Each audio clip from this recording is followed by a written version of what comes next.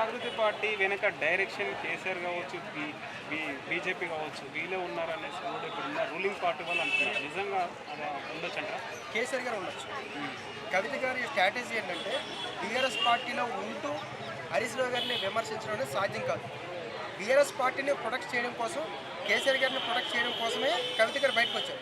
అది బీఆర్ఎస్ పార్టీలో ఉంటూ హరీష్ రావు గారిని కానీ లేకపోతే బీఆర్ఎస్ పార్టీలో ఉంటూ ఆ పోరాటం చేసే అవకాశం చాలా తక్కువ ఉంటాయి.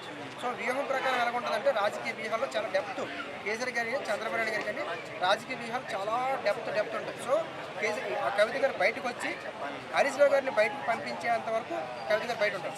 హరీష్ రావు గారు ఎప్పుడైతే బయటకు వెళ్తారో అప్పుడు కవిత గారు బీఆర్ఎస్ పార్టీలో మళ్ళీ జాయిన్ అయ్యే అవకాశం ఉంటుంది. అందుకే అన్నాను, ఇది రాజకీయ వ్యూహంలో భాగమే.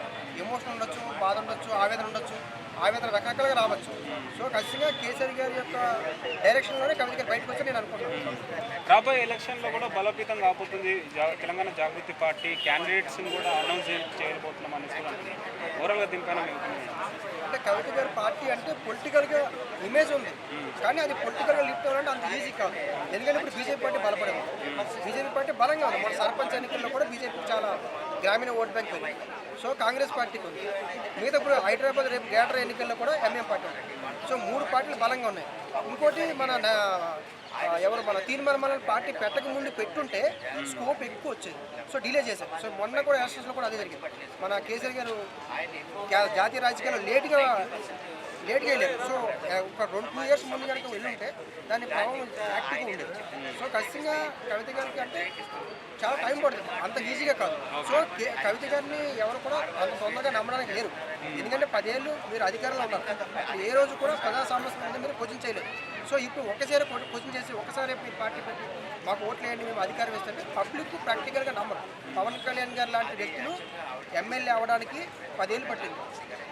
పవన్ కళ్యాణ్ గారు లాంటి వ్యక్తులే ఒక ఎమ్మెల్యే అవ్వడానికి ఈ డెమోక్రసీలో 10 సంవత్సరాలు పట్టింది.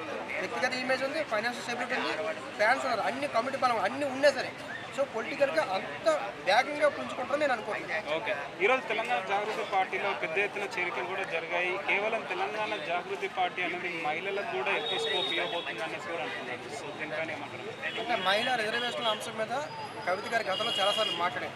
అంటే మహిళా ఓట్ బ్యాంకింగ్, యువత vote banking, BC vote banking 3 vote banking తీసుకోవడానికి ప్రయత్నం చేస్తారు. రేపు పొద్దున ఏమవుతుందంటే ఈ యొక్క పార్టీ ప్రభుత్వ వ్యతిరేకత అనేది బీజేపీకి షిఫ్ట్ కాకుండా, ప్రభుత్వ వ్యతిరేకత అనేది వేరే పార్టీకి షిఫ్ట్ కాకుండా కాంగ్రెస్కి ప్రభుత్వ వ్యతిరేకత ఉంటుంది. ఈ యొక్క ఏవైతే కవిత గారు పెట్టే పార్టీకి షిఫ్ట్ అయ్యే అవకాశాలు ఉంటాయి.